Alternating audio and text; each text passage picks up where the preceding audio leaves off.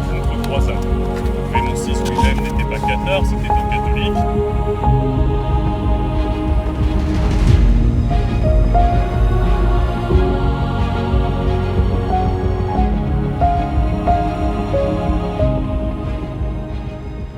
Nous voilà arrivés à côté de l'emplacement du pont-levis qui se trouvait derrière moi.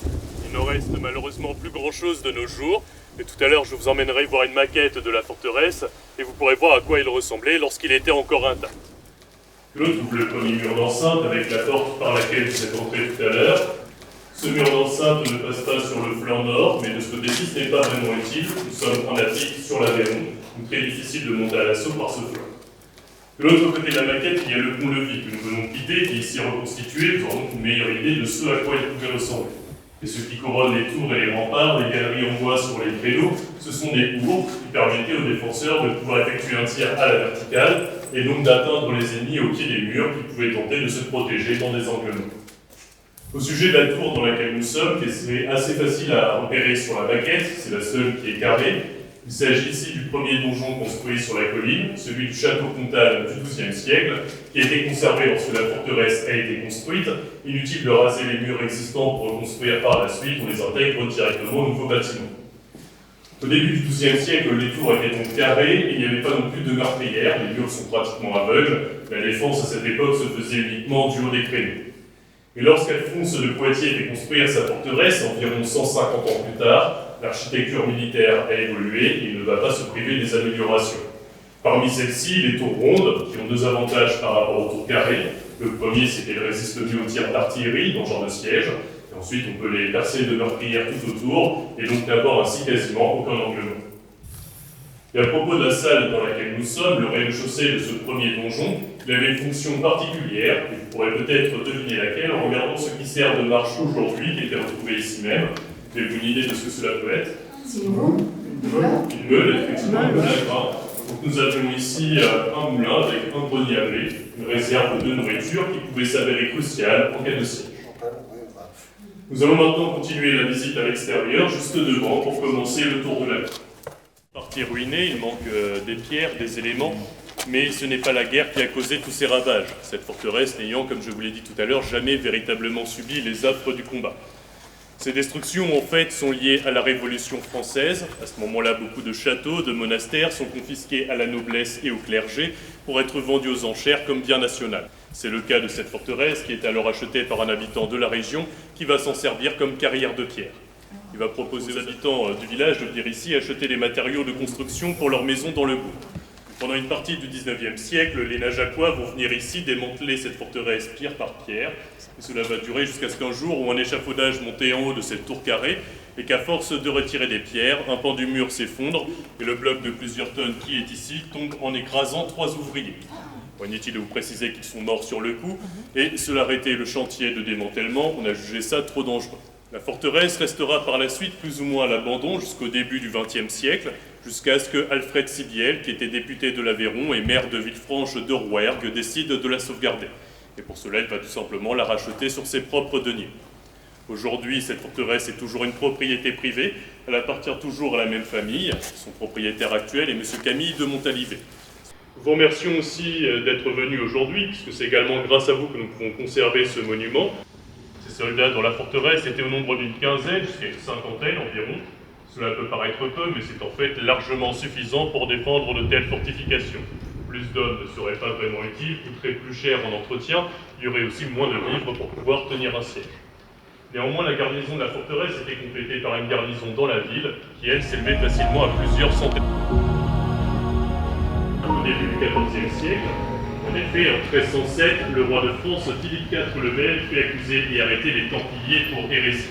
Les 3 commandants Templiers tués à Limoges ont finalement été jugés, puis brûlés sur le bûcher, parce qu'ils ont été reconnus coupables des crimes dont on les accuse.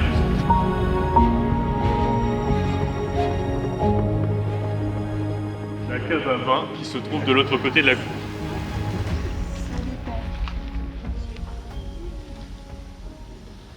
Le vin était une boisson importante au Moyen-Âge, puisque l'eau n'était pas forcément potable et de la boire, on en mourait même parfois. Donc quand on le pouvait, on préférait la consommation de boissons fermentées, telles le vin ou la bière, qui était au final plus sûre à cette époque.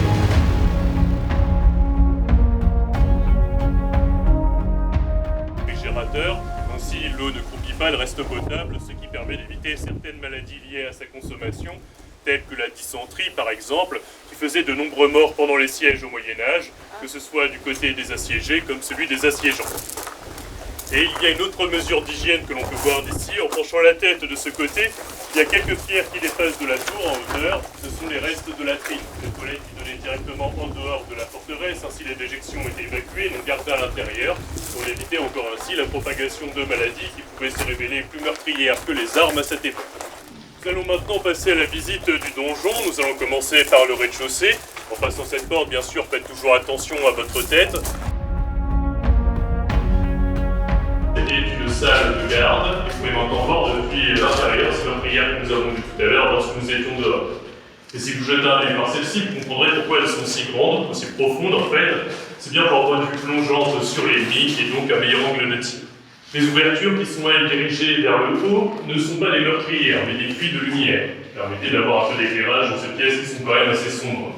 Dirigées vers le haut pour laisser entrer plus facilement la lumière du jour, et surtout pour éviter que des tirs ennemis passent à l'intérieur et blessent les défenseurs. Une flèche adverse qui arrivera à passer de ces ouvertures se briserait forcément contre le mur qui se trouve en face pour retomber au sol sans faire de dommages. Au plafond, nous avons une des premières voûtes gothiques du midi de la France, parce que lorsqu'Alphonse de Poitiers fit construire cette forteresse au milieu du XIIIe siècle, fait venir des architectes d'Île-de-France qui avaient avec une nouvelle technique de construction dans le sud, cette architecture gothique. Nous avons monté ces escaliers qui sont donc étroits, et ceci pour une raison défensive. Si des ennemis voulaient monter au donjon, ils allaient devoir monter un par un, ceux qui allaient faciliter l'accueil que pouvaient leur réserver les défenseurs. Ces escaliers tournent sur la droite, toujours dans une logique défensive. Au Moyen-Âge, on tire l'arme du bras droit. Donc celui qui monte, l'assaillant, va être gêné dans ses mouvements, son arme va être bloquée par la colonne centrale, alors que le défenseur, lui, peut riposter plus facilement. Cette salle dans laquelle nous sommes était une chapelle, consacrée à Saint-Julien. Même dans un bâtiment de guerre, on pouvait assister à la messe. Il y avait un hôtel qui se trouvait à peu près ici, avec des niches dans les murs de chaque côté, qui servaient au rangement des objets du culte.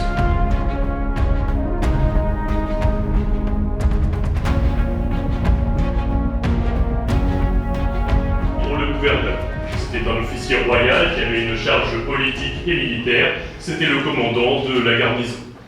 Il avait une belle grande maison dans le bourg, un peu plus bas, peut-être que certains d'entre vous sont passés devant, mais en fait celle-ci a été...